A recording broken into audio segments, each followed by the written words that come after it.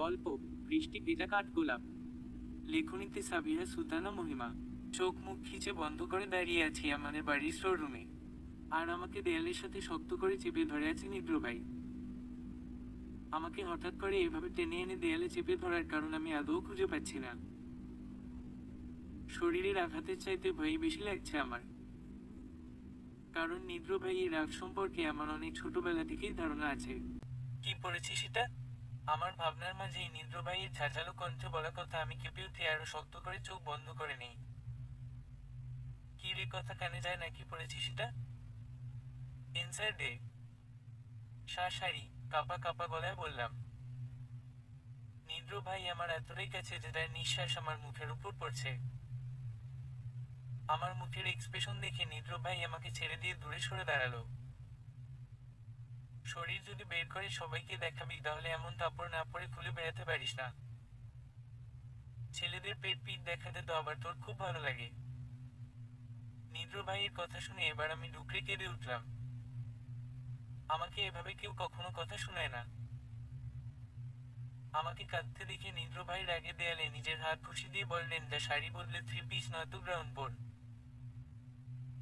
নিদ্র ভাইয়ের বলতে দেরি আমি ছুটে বের হয়ে নিজের রুমে গিয়ে দরজা লাগিয়ে কাঁদতে লাগলাম। এভাবে ছাগলের বাচ্চার মতো না কেঁদে তাড়াতাড়ি আয়। ভুলে যাস না আজ তোর একমাত্র ভাই নোমানের গায়ে হলুদ। তোর ভাই তোকে ছাড়া হলুদে যাবে না, আর নোমানকে হলুদ লাগিয়ে আবার কনের বাড়িতেও যেতে হবে।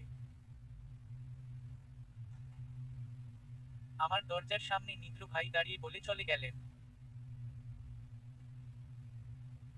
আমি এবার চোখের পানি মুছে আলমারি থেকে একটা মিষ্টি কালারের গ্রাউন পরে নিলাম। শাড়ির সাথে মেচ করে চুল বেঁধেছিলাম, চুড়ি পরেছিলাম, সেগুলো খুলে রেখে হাতে বেচলেট পরে চুল সাধারণ ঝুটি করে নিয়ে আয়নায় তাকিয়ে দেখি চোখের স্বাদ নষ্ট হয়ে গেছে। মুখের 2 গালে আঙ্গুলের চিহ্ন বসে আছে। এবার আমার নিদ্র ভাইয়ের উপর ভীষণ রাগ হলো।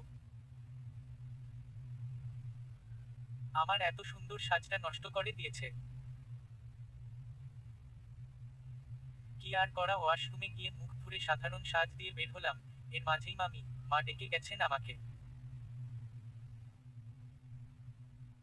তাড়াতাড়ি করে সাদে যাচ্ছি আর ভাবছি না জানি কি কপালে আছে আমার আজকে। চলুন পরিচয় হয়ে যাক। আজকে আমার বড় ভাই নোমানের গায়ে হলুদ, আর নিদ্র ভাই হচ্ছে আমার ভাইয়ের একমাত্র বেস্ট ফ্রেন্ড। আমরা 2 ভাই বোন, আমি নেহা আর আমার ভাই নোমান। নোমান ভাইয়ের ডক্টর, আর নিদ্র ভাই এবার বিদেশ থেকে পড়া শেষ করে এসেছে। আমি ইন্টার ফার্স্ট ইয়ারে পড়ি। আমরা জয়েন্ট ফ্যামিলি। সব কাজিনরা মিলে নোমান ভাইয়ের বিয়ের জন্য হলুদ শাড়ি কিনেছিলাম। শাড়ি পরে ছাদে ওঠার সময় হঠাৎ নিদ্র ভাই আমাকে টেনে নিয়ে যান আমাদের ছেলে কোঠার শোরুমে। আর তারপরের কাহিনী তো আপনারা জানেনই। দীর্ঘ 6 বছর পর নিদ্র ভাইয়ের সাথে আমার দেখা হয়েছে। আমি যখন ক্লাস 6-এ পড়ি তখন নিদ্র ভাই পড়াশোনার জন্য আমেরিকা চলে যান। এরপরে তার সাথে আমার আর দেখা হয়নি। এক প্রকার ভুলেই গিয়েছিলাম তার কথা। আজকে হঠাৎ করে আবার তাকে দেখে মনে পড়লো যে আমার ভাইয়ে একটা খাসু বেস্ট ফ্রেন্ড আছে। আজকে সকালে নিদ্র ভাই আমাদের বাড়িতে এসেছে। গতকাল নাকি সে দেশে ফিরেছে, আর এসেই আমার ভাইয়ের বিয়েতে চলে এসেছে। বিকেলে যখন আন্টি মানে নিদ্র ভাইয়ের আম্মু বলছিল তখনই শুনতে পেয়েছিলাম। ভাবতে ভাবতে ছাদে উঠতে গিয়ে ধাক্কা খেলাম আরিয়ানের সাথে। পরে দেখেই আমার মনের সব রাগ ঝাড়তে মন চাইলো ওর উপর। আরিয়ানের বাচ্চা, তুই আমাকে ধাক্কা দিলি কেন? কি বললি পেতনি? আমি আমি তোরে ধাক্কা দিব কেন? আমার তো কি কাজ নাই সেদে সেদে তোর মতো পেতনি রে নিজে ধাক্কা দিয়ে কাঁধে নেব? কি তোর এত বড় সাহস, তুই আমাকে আবার পেতনি বললি? আজকে তোর একদিন কি আমার একদিন? বলেই ওর সামনের চুল ধরে টান দিয়ে দিলাম দৌড়। ছাদের দরজায় গিয়ে কারো বুকের সাথে পড়তে নিলে সামনের পাঞ্জাবি খামচে ধরে শক্ত করে দাঁড়িয়ে চোখ বন্ধ করে আছি। চোখ পিট পিট করে তাকিয়ে দেখি স্বয়ং নিদ্র ভাই আমার সামনে ভ্রু কুঁচকে দাঁড়িয়ে আছে আর আমি তার পাঞ্জাবি ধরে আছি। এমন সময় পিছনে আরিয়ান বলে ওঠে, পেতনি আবার ধাক্কা খাইছস? দেখ এখন রোজগার। ওর কথা শুনে আমি চট করে নীন্দ্র ভাইকে ছেড়ে দিয়ে আরিয়ানের দিকে এগিয়ে গিয়ে বললাম, ওই তুই আমারে পেতনি কস কেন? আমি তোর ঘাড়ে চড়ছি না, ঘাড় মটকাইছি। মনে মনে আর বুঝি আমার ধাক্কা খাওয়ার দিন। আরিয়ানকে ধরতে গেলেও এক ছুটে স্টেজের মাঝখানে চলে যায়। পেতনিকে পেতনি বলবে না, তোকে বলবে শুনিমেই চ করবে। নীন্দ্র ভাইয়ের কথা শুনে চুপ হয়ে গেলাম। তার সাথে কথা বলার আমার কোনো ইচ্ছাই নেই, কারণ সে আমার এত শখের কেনা শাড়িটা পরতে দিল না। সবাই কত সুন্দর করে সেজেছে আর আমি পাউডারটাও দিতে পারলাম না। তার জন্য আমাকে মুখ ধুয়ে ড্রেস বদলে আসতে হয়েছে। সাইড কাটিয়ে চলে যাওয়ার সময় নীন্দ্র ভাই বলা একটা কথা কানে আসলো, এতটা সুন্দর সে না হলেও পারত। আমি মুখ ভেঙে সামনে এগুতেই মামুনি মানে আরিয়ানের আম্মু বলে উঠল, কিরে নেহা, তোর এত সময় লাগে আসতে? আর একি তোর শাড়ি কই, মুখের কি হাল? এমন হলো কেমনে? আমি কি করে বলি এসব নীন্দ্র ভাইয়ের কাজ? সেই আমার শাড়ি পরতে দেয়নি। মামুনির কথা শুনে নীরব বলে উঠল, হ্যাঁ রে নেহা, আমরা সব কাজের না কত শখ করে শাড়ি কিনলাম আর তুই কিনে গ্রাউন্ড পরে আসিস। আমি কথা কাটানোর জন্য বললাম, এই ছাড় তো তোরা, এমনিতেই আমার ভাইয়ের হলুদ ছোঁয়াতে দেরি হচ্ছে, আবার হলুদ নিয়ে ভাবি মনির বাড়িতেও তো যেতে হবে, তাই না? বলেই আমি নোমান ভাইয়ের পাশে বসে একটা হাসি দিয়ে ভাইয়াকে হলুদ ছোঁয়াতে নিলে নীন্দ্র ভাই বলে 1 মিনিট আমি আসি বলেই আমার ভাইয়ের পাশে বসে হলুদ লাগিয়ে দিল। এবার আমি লাগিয়ে উঠতে নিলে নোমান ভাইয়া বলে, কি বনু রেগে আছিস মনে হয় কারো উপর? আমি ভাইয়ার দিকে তাকিয়ে বললাম, না তো কই ভাইয়া। তাহলে তুই আমার পাশে বসিস না কেন? একদিনই পোর করে দিচ্ছিস নাকি? ভাইয়ের কথা শুনে ভাইয়াকে জড়িয়ে ধরে বললাম, আরে ভাইয়া না, আমি পর করব কেন? ভাবি আসলে তুমি আমাকে ভুলে যাবা। তোমার এত বছরের ভালোবাসার রাত পোহালেই তো তোমার ঈদ। ভাইয়া আমার কথার ধরন দেখে হেসে বললেন, এখনই পাকা পাকা কথা বের হচ্ছে মুখ থেকে। দাঁড়া, তোর ব্যবস্থা করছি। পাত্র তো ঠিক করাই আছে। কি বললা ভাইয়া? কই কি বলছি, তুই ভুল শুনছিস নাকি? আচ্ছা বুঝলাম, এবার তুমি বাকি ভাই বোনের থেকে হলুদ ছোঁয়াও। বলেই চলে আসলাম নিচে। নিজের রুমে এসে দরজা ভিজিয়ে ওয়াশরুমে ঢুকে ফ্রেশ হয়ে বের হয়ে বেডের দিকে না তাকিয়ে শুতে গেলে কেউ আহ করে উঠলে লাফ দিয়ে উঠে পিছন ঘুরে দেখি নীন্দ্র ভাই আমার রুমে বসে আমার বিছানায় শুয়ে আছে। এই দিনে দুপুরে কানা হয়েছিস তুই? আমি কানা না। আপনি কানা, কানার নানা। এখন দিন না সন্ধ্যা হইছে, বউ কমা দে। ওই কি বলেন আপনি? কই কি বলছি? আপনি আমার রুমে কি করেন? ভালো লাগছে না একজনকে ছাড়া, তাই নিচে আসছিলাম তোর রুমে একটু ঘুমাবো বলে। কিন্তু তুই তো আমাকে তাড়াই দিচ্ছিস। আমার মেজাজ গরম হয়ে গেছে, তাই কথা না বাড়িয়ে রুম ছেড়ে চলে যেতে নিলে নীন্দ্র ভাই হেঁচড়ে টানে আমাকে তার বুকে ফেলে দেন। নীন্দ্র ভাইয়ের বুকের উপর পড়তেই যখন বুঝলাম আমি তার বুকের উপর আর তিনি বিছানায় চিতে পড়েছেন, ঝট করে তার হাত থেকে নিজেকে ঝাড়া মেরে ছাড়িয়ে নিয়ে রাগী সুরে বললাম, এসব কি নীন্দ্র ভাই? আসছেন থেকে আমার পিছু পড়ে আছেন। আমি আপনার কি ক্ষতি করেছি? একবার টেনে রুমের ভিতরে নিয়ে ধমকাচ্ছেন, তো একবার হাত ধরে টানাটানি করছেন। ফ্রি বিনোদনের জিনিস নাকি আমি? না আপনার বিয়ে করা বউ লাগি? এতগুলো কথা একসাথে বলে হাঁপাচ্ছি আমি। আর ভাবছি না জানি কি বলবে এখন আমাকে। আমি নিজেও অবাক, কিভাবে এতগুলো কথা বললাম ওনাকে আমি। নীন্দ্র ভাই ভ্রু জোড়া কুঁচকে তাকিয়ে খুব মনোযোগ দিয়ে আমার কথাগুলো শুনলেন। এরপরে একটা শ্বাস ছেড়ে বিছানা ছেড়ে উঠে আমার বরাবর দাঁড়িয়ে বললেন, কি কি বললি তুই আমাকে? আর সে থেকে তোর পিছনে পড়ে আছি। যদি তোর মনে হয় আমি তোর পিছনে পড়ে আছি তবে তাই। আর যদি বলিস তোকে বিরক্ত করছি তাহলে বলবো তোকে বিরক্ত করার জন্যই আমার জন্ম। আর আজীবন আমার এই বিরক্ত তোকে সহ্য করতে হবে। আমাকে কিছু বলতে না দিয়ে নীন্দ্র ভাই কলার ঠিক করতে করতে আমার রুম থেকে বের হয়ে গেলেন। উনি এসব কি বললেন? আমার মাথার উপর দিয়ে গেছে সব। আরে ধুর, এখন এখানে বসে ওনার কথা ভাবতে থাকলে আমার আর ভাবিকে হলুদ ছোঁয়াতে যেতেই হবে না। আজ আমার ভাইয়ের বিয়ে, ওনার কথা ভেবে সময় নষ্ট করলে চলবে না। শাড়ি হাতে নিতে গিয়ে মনে পড়ে গেল বিকেলে আমার সাথে কি হয়েছে। কি পরবো আমি এসব ভাবছি, তখন আম্মু এনে আমার হাতে একটা শপিং ব্যাগ দিয়ে বললেন, নে ধর, এটা পরে নে। নিদ্র দিয়েছে, তুই ছেলেটাকে একটু শান্তিতে বসতেও দিবি না? এত চাপের মাঝে তোর জন্য আবার গিয়ে ড্রেস কিনে এনেছে। তুই শাড়ি সামলাতে পারিস না? এটা আমি শপিং করার সময় বলেছিলাম, কিন্তু তুই তো সোনার পাত্রী না। কি আশ্চর্য, আমি কখন বলেছি ওনাকে আমার জন্য শপিং করতে? পরবো না আমি, দেখি কি করে। আমার আবার কৌতূহলী মন বলছে, খুলে দেখ নেহা, না পড়লি খুলে তো দেখতে পারিস। পরবো না বলে চট করে ব্যাগ খুলে দেখি খুবই সুন্দর একটা চকলেট কালারের গাউন, সাথে ম্যাচিং করা কিছু গহনা আর কসমেটিক। ড্রেসটা দেখে এত পছন্দ হয়েছে, রাগ ভুলে আমি গাউনটা পরে একটা হিজাব বেঁধে নিলাম, সাথে ওনার আনা গহনাগুলো। সাজ কমপ্লিট করে আয়নায় দাঁড়িয়ে নিজেকে দেখে নিজেই ফিদা হয়ে তাকিয়ে আছি। আর মনে মনে ভাবছি, আজ যে কতজন ক্রাশ খাবে। আহা শান্তি। টপাটপ কয়েকটা সেলফি তুলে নিয়ে পেছনে ঘুরে দেখি নিদ্র ভাই আইসি ভঙ্গিতে দরজায় হেলান দিয়ে দাঁড়িয়ে আছে। ওনাকে দেখেই আমি মুখ ভেঙচি কেটে বের হতে নিলে উনি বললেন, কিরে তুই না আমার দেয়া কিছু পড়বি না? এখন আবার এত সাজগোজ করে সেলফি তোলাও শেষ? দেখুন নিদ্র ভাই, এখন আর আমি মেজাজ খারাপ কবে আমার আনন্দ মাটি করতে চাই না। আর দিয়েছেন আবার খোটা দিচ্ছেন কেন? আমি চেয়েছি নাকি? আমার কথা শেষ হতেই নিদ্র ভাই সোজা হয়ে বললেন, সকাল থেকেই বড্ড লাফাচ্ছিস, মুখে বুলিও ফুটেছে দেখি। তোর একটা ব্যবস্থা করতেই হয় দেখছি। আমি নিদ্র ভাইয়ের কথায় পাত্তা না দিয়ে সাইড কাটিয়ে বের হতে নিলে শুনতে পেলাম, চাইলেও তুমি পালাতে পারবে না ষোড়শী। তুমি যে আমার রাজ্য একমাত্র রানী। এ হাইছে ডং। ছাদে সবাই চিৎকার চেঁচামেচি করছে, বুঝতে পারলাম কাজিনরা সবাই হলুদ নিয়ে মাখামাখি করছে। আমি আর উপরে না গিয়ে ড্রয়িং রুমে গিয়ে আম্মুর পাশে দাঁড়ালাম। কি মায়ের ক্ষুধা লেগেছে বুঝি? হুম।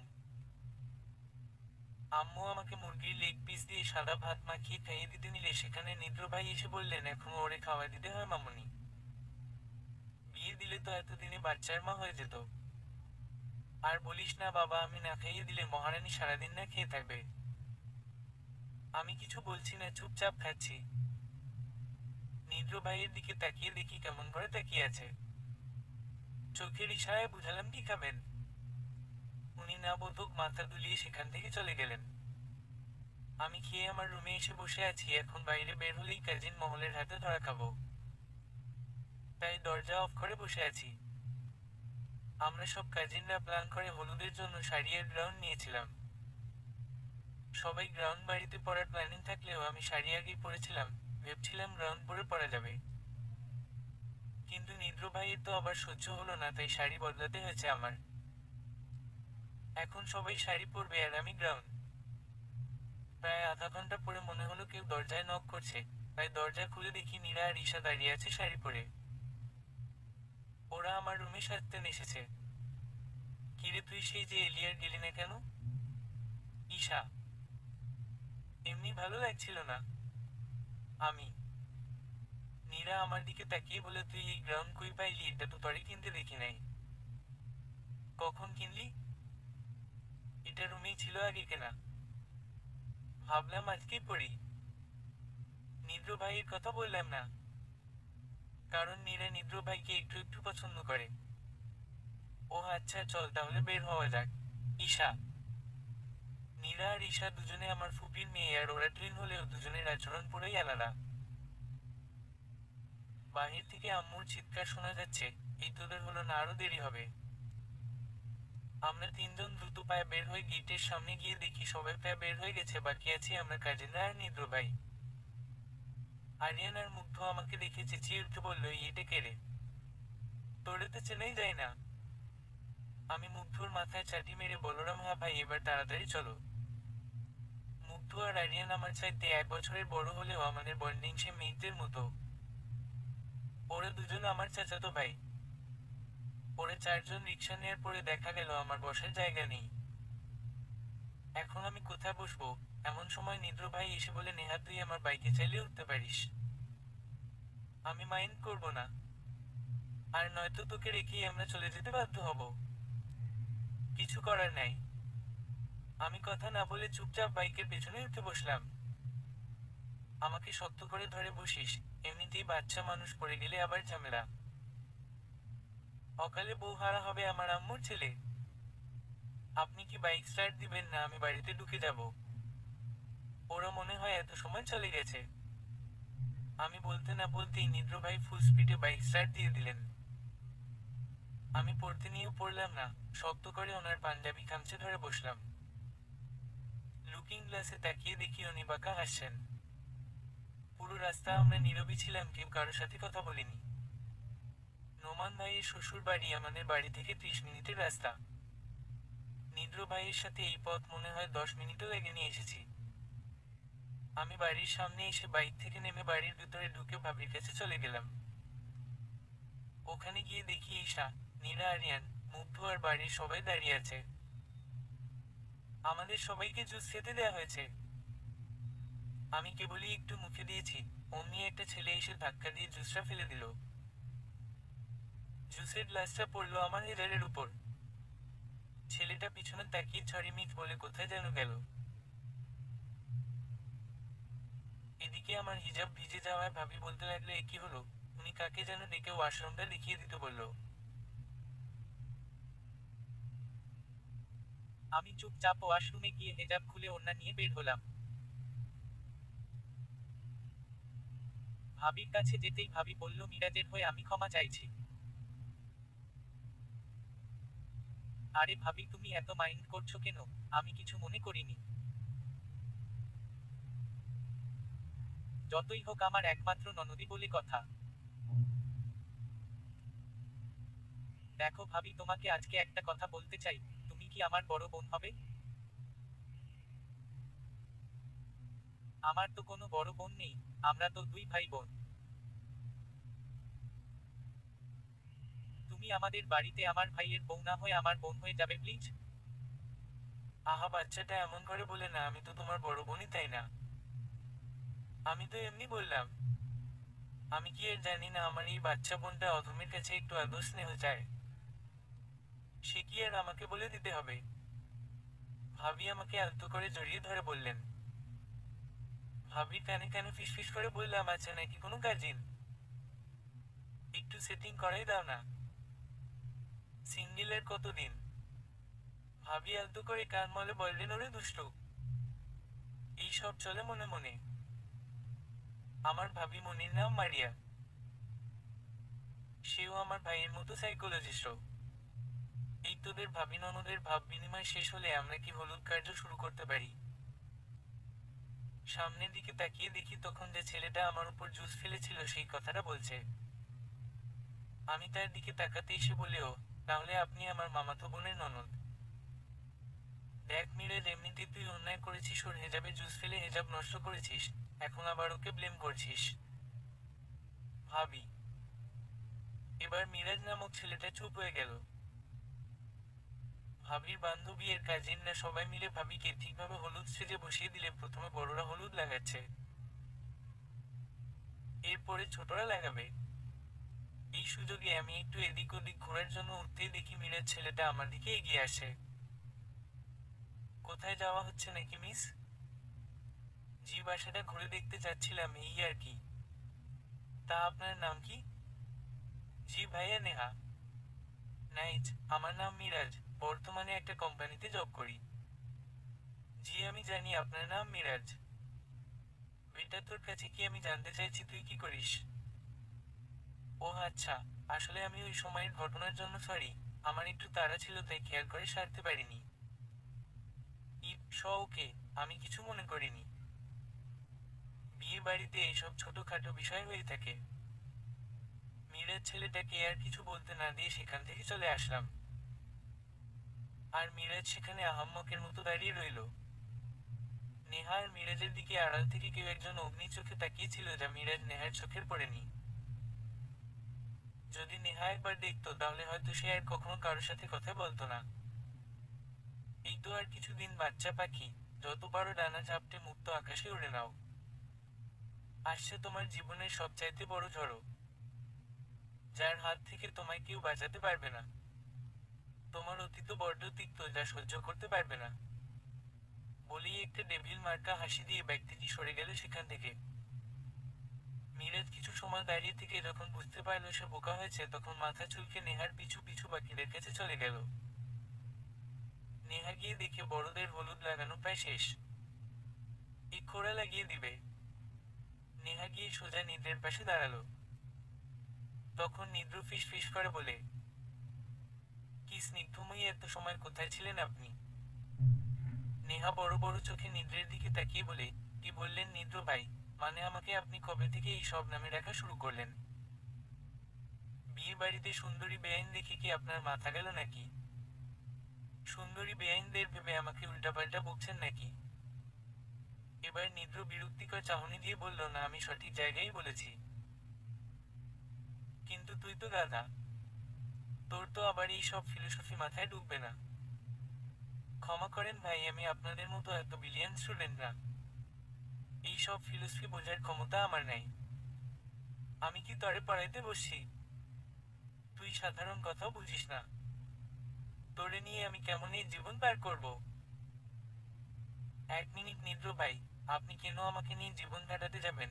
আর সকাল থেকে আপনার ব্যবহার যেন কেমন সন্দেহজনক মনে হচ্ছে। এনারে বোঝানোই বৃথা, যা হওয়ার হবে।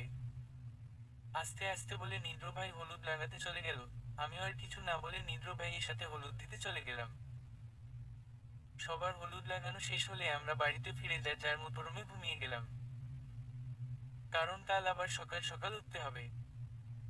অনেক কাজ বাকি। গভীর ঘুমে আচ্ছন্ন নেহা। কেউ খুব কাছ থেকে পর্যবেক্ষণ করছে। Oh my baby doll, you are so cute. কিন্তু আমি তো নিরুপায়। আমার যে তোমার সাথে অনেক বোঝাপড়া আছে। Be ready. আসছি তোমার সামনে খুবই অল্প সময়ের জন্য, তুমি এই পৃথিবীতে এসেছো। নিজের খুশি মতো স্পেন্ড করো। বেলকনি দিয়ে বের হয়ে গেল ঠিক যেভাবে এসেছিল সে। নেহা জানতেই পারল না তাকে কেউ বিষ নজরে দেখছে। ধেয়ে আসছে তার জীবনের কালো অধ্যায়। প্রকৃতি তার আপন সাজে সেজে উঠেছে, উৎসবে মেতে উঠেছে নূরজাহান বিলা। নূরজাহান বেগম নেহাকে কয়েকবার ডেকে গিয়েছেন, কিন্তু তার ঘুম পাগল মেয়ে তো এখন উঠে নেই। উপায় না পেয়ে নোমানের রুমে গিয়ে দেখেন নিদ্র আর নোমান গলা ধরে ঘুমিয়ে আছে। বাবা নোমান, উঠবি না বাবা? বেলা পড়ে আসছে, এখনো তোরা ঘুমিয়ে আছিস? নূরজাহান বেগমের ডাকে নোমানের ঘুম না ভাঙলে নিদ্র ঠিকই উঠে পড়ে। আড়মোড়া ভেঙে বলে, কি মামুনি, কি হয়েছে জানি তো, কাল রাতে আমরা কত রাতে ঘুমিয়েছি। এখন তোমার নোমানকে ডাকা ঠিক হবে না। আচ্ছা বাবা, তা না হয় বুঝলাম, নেহাকে তো উঠাতে হবে। মেয়ে আমার না খেয়ে আছে। সেই কাল সন্ধ্যায় কি খেয়েছিল জানা বাপ, আমার একটু তোলো না। নেহার কথা শুনতেই নিদ্র ঝটাপট উঠে নেহার রুমের বেলকুনি দিয়ে রুমে প্রবেশ করে। নেহা একটা টেডি বিয়ার জড়িয়ে ঘুমিয়ে আছে। কিছু সময় মুগ্ধ নয়নে তাকিয়ে থাকে নিদ্র। মাথায় তার দুষ্ট বুদ্ধি খেলে যায়। এক জগ পানি নেহার মুখের উপর। ধরফরিয়ে উঠে বসে নেহার সামনে নিদ্রকে দেখে মেজাজটাই গরম হয়ে যায়। এই সাত সকালে আপনি আমার কাঁচা ঘুম ভাঙালেন কেন? হ্যাঁ নেহা, সাত সকাল কই পাস তুই? ঘড়িতে দেখ 9টা বাজে। বাড়ির সবাই উঠে গেছে আর তুই এখনো পড়ে পড়ে ঘুমাচ্ছিস। নিদ্র, পড়ে পড়ে কই ঘুমাচ্ছি? আর তার চাইতে বড় কথা, আপনি আমাকে ভিজিয়ে দিলেন কেন? নেহা, ভিজিয়েছি, বেশ করেছি। এবার গোসল করে সেজে গুজে রেডি হ। তোদের মেয়েদের তো সাজতে অনেক টাইম লাগে। নিদ্র, হুমম লাগবেই তো, তাতে আবার কি? এখন দয়া করে যান এখান থেকে। নিদ্র আর কথা না বাড়িয়ে বের হয়ে গেল রুম থেকে। এমনিতেই রাগিয়ে দিয়েছে, আর বেশি রাগালে আবার সামলাতে হিমশিম খেতে হবে। নেহা বিছানা ছেড়ে উঠে ওয়াশরুমে গিয়ে শাওয়ার নিয়ে বের হয়ে দেখে বিছানার উপর একটা লেহেঙ্গা রাখা। প্যাকেট খুলে দেখে মেরুন রঙের একটা সুন্দর লেহেঙ্গা। এটাই সেদিন শপিং মলে দেখেছিল, কিন্তু দাম বেশি হওয়ায় কিনতে পারেনি। ঠোঁটের কোণে মুচকি হাসি ফুটে ওঠে নেহার। কে দিল সেটা না ভেবে পড়ে নিয়ে নিচে যায় সকালে নাস্তা করার জন্য। নূরজাহান বেগম মেয়েকে দেখে খাবার বেড়ে খাইয়ে দিলে নিলে নিদ্রের মা বলে, মাশা আল্লাহ, আমার মেয়ে তো অনেক বড় হয়ে গেছে। মামুনি তুমি না? আমি এত তাড়াতাড়ি বড় হতে চাই না। মামুনি আমার মাথায় আলতো করে হাত বুলিয়ে বললেন, পাগলি মেয়ে। বাড়ির সব মেয়ের পার্লার থেকে সোজা মেয়ের বাড়ি যাব, আর আমাদের রিসিভ করে নিয়ে যাওয়ার দায়িত্ব পড়েছে নিদ্র ভাই, আরিয়ানার মুগ্ধের উপর। বাইকে হেলান দিয়ে দাঁড়িয়ে আছে নিদ্র ভাই, মুগ্ধ আর আরিয়ান। ভাই এভাবে আর কত সময় দাঁড়িয়ে থাকবো? 3 ঘন্টা তো পার হয়ে গেছে, এখনো ওদের বের হওয়ার নাম নেই। মুগ্ধ নিদ্র ভাইকে বলে, এর নামই মেয়ে মানুষ, বুঝলা? ওনারা বলতে না বলতেই আমরা সবাই বের হয়ে এলাম। ঈশা আর নীরা একসাথে বলল, কি বলা হচ্ছে আমাদের নামে? কই কি বলছি, কিছু না। ইরা নিদ্রর দিকে তাকিয়ে বলে, বারে নিদ্র ভাইয়ের নেহার ড্রেসের কালার তো দেখি মিলে গেছে। ইরার কথায় নেহা আর ঈশা দুজনেই নিদ্রের দিকে তাকায়। নেহা তাকিয়ে দেখে নিদ্র তার দিকেই তাকিয়ে আছো। চোখাচোখি হতেই দুজন চোখ সরিয়ে অন্যদিকে তাকায়। লুচু বেড়া কেমন তাই রইছে। নিদ্রই তোদের প্যান প্যান বন্ধ হবে না কখনো। চল তাড়াতাড়ি বাড়িতে গিয়ে, তো বড় যাত্রী যেতে হবে নাকি? আমরা তিনজন বাইকের পিছনে উঠে বাড়িতে এসে দেখি সবাই রেডি হয়ে বসে আছে। শুধু আমরা লেট। এত সময় লাগে নাকি মেয়ে মানুষের সাজতেন? ভাই, বিয়ের স্বাদ মিটে গেছে আমার। মুগ্ধ, এই তোরা থামো, এমনি লেট হয়েছে, এখন আবার লেট করতেছে। ছোট চাচুর ধমকে সবাই চুপ হয়ে গেছে। সবাই সবার মতো করে বাসে বসে পড়ে। যেহেতু আমি নোমান ভাইয়ের বোন, তাই আমি নিদ্র ভাইয়ের নোমান ভাইয়া গিয়ে কারে বসি। মেয়ের বাড়ি পৌঁছানোর পর গেটে টাকা নিয়ে একটু খুনসুটি হয় দুই পক্ষের মধ্যে। আমার একটু খারাপ লাগছে, কারণ সকালে হালকা কিছু খেয়েছিলাম। চুপচাপ খাবার টেবিলে বসে পড়ি আমি। আর নীরা, ঈশা আর বাকি কাজিন ভাইয়ের সাথে বসেছে। নিদ্র ভাইও বসার কথা ছিল, কিন্তু হঠাৎ দেখি সে আমার পাশে বসে আছে। ওমা, আপনি আমার পাশে কেন নিদ্র ভাই? কেন, তোর পাশে কি কোনো মহারাজা বসবে নাকি, যে আমার বসা যাবে না? না, আমি সেভাবে বলিনি। আপনি তো ভাইয়া বেস্ট ফ্রেন্ড, তো সেই অনুযায়ী আপনার তো ভাইয়ার সাথে থাকার কথা। হুমম, তোর কথা ঠিক আছে, বাট আমার এখানে খুবই খুবই স্পেশাল একজন আছে, তো তাই তাকে দেখে রাখার জন্য আমি এখানে। এবার বুঝলি? নিদ্র ভাইয়ের কথা আগা মাথা আমি কিছুই বুঝতে পারলাম না। আচ্ছা, নিদ্র ভাই কি কাউকে পছন্দ করে? কি এত ভাবছি শোন, খাবার ঠান্ডা হয়ে যাচ্ছে। খাচ্ছি তো। খাবার সার্ভ করছে মিরাজ নামের ছেলেটা। সে আমাকে দেখেই এগিয়ে এসে কয়েক পিস গরুর মাংস দিলেন, কিন্তু এতে আমার অ্যালার্জি আছে। আরে কি করেন, আমি এত খেতে পারবো না। আরে বেআইন সাব, আপনি হচ্ছেন আমার বোনের একমাত্র ননদী, আপনাকে দেবো না তো কাকে দেবো বলেন? নিদ্র ভাই একবার মিরাজের দিকে তাকিয়ে দেখলেন শুধু। তার প্লেট আমাকে দিয়ে আমার প্লেট তিনি নিয়ে খাওয়া শুরু করে দিয়েছে। আরে ভাই, আপনি ওর প্লেট নিলেন কেন? আমি তো দিতামই। ওর অ্যালার্জি আছে। আর ওর কি লাগবে সেটা আমি দেখব। নিদ্র ভাইয়ের কথায় মিরাজের মুখটা কালো হয়ে গেল। সে আর কথা না বাড়িয়ে অন্যদিকে চলে গেল। এদিকে খাওয়া শেষ হলে যখন বর বউকে একসাথে করা হলো, তখন আমি নিদ্র ভাইয়ের পাশেই দাঁড়িয়েছিলাম। হঠাৎ কোথা থেকে একটা মেয়ে এসে নিদ্র ভাইকে পেছনে থেকে পিঠে ধাক্কা দিলে নিদ্র ভাই পিছনে তাকিয়ে অবাক হয়ে যায়, সাথে মেয়েটাও। আরে তুমি! নিদ্র, তুমি এখানে? নিদ্র, আমি ভাবতেও পারছি না কতটা লাকি আমি বোনের বিয়েতে এসে যে তোমায় পাবো। আমি নিদ্র আর মেয়েটার দিকে ডেব ডেব করে তাকিয়ে আছি। কিছুই বুঝতে পারছি না। নিদ্র ভাই বিষয়টা বুঝতে পেরে বললেন, নেহামির পর আমার ফ্রেন্ড আঁখি। আমরা আমেরিকাতে একসাথে স্টাডি করেছি। আঁখি ও আমার একমাত্র বেস্ট ফ্রেন্ডের একমাত্র বোন। আঁখি আপু সৌজন্য হেসে বললেন, ও তুমি সেই নেহা, যার কথা বলতে বলতে নিদ্র পাগল হয়ে যায়। আমার আঁখি আপুকে তেমন ভালো লাগলো না। কেমন নিদ্র ভাইয়ের সাথে চিপকে আছে। আমি আমার ভাবনায় নিজেই অবাক। নিদ্র ভাইয়ের জন্য আমার খারাপ লাগছে। আবার ভাবলাম, আরে আমি এসব ভাবছি কেন? সে যার সাথে মনে হয় তার সাথে থাকুক, তাতে আমার কি? হয়তো এইটাই তার স্পেশাল মানুষ। আমি নিদ্র ভাইকে পাশ কাটিয়ে ঈশার পাশে গিয়ে দাঁড়ালাম। ভাবি মনিকে কবুল বলতে বলা হচ্ছে, কিন্তু সে চুপ করে আছে। আমি ভাবলাম একদিন আমাকেও এভাবে বাবা মাকে ছেড়ে কারো হাত ধরতে হবে। কত কঠিন একটা মেয়ের জন্য এই সময়টা। সে আদৌ জানে না সামনের দিনগুলো কেমন কাটবে। সবার কথার শব্দে আমার ধ্যান ভাঙে। ভাবি কবুল বলে দিয়েছে। এবার নোমান ভাইয়ার পালা। ভাইয়াকে কবুল বলার সাথে সাথেই ভাইয়া কয়েক সেকেন্ডের মধ্যে কবুল বলে দেয়। এটা নিয়ে বিয়ের আসরে একটা হাসির রোল পড়ে যায়। এরপর বাকি সব নিয়ম পালন করে সবাই। কন্যা বিদায়ের সময় পরিবেশটা কেমন নিস্তব্ধ হয়ে গিয়েছে। মারিয়া ভাবি তার মাকে জড়িয়ে ধরে ফুপিয়ে ফুপিয়ে কান্না করছে।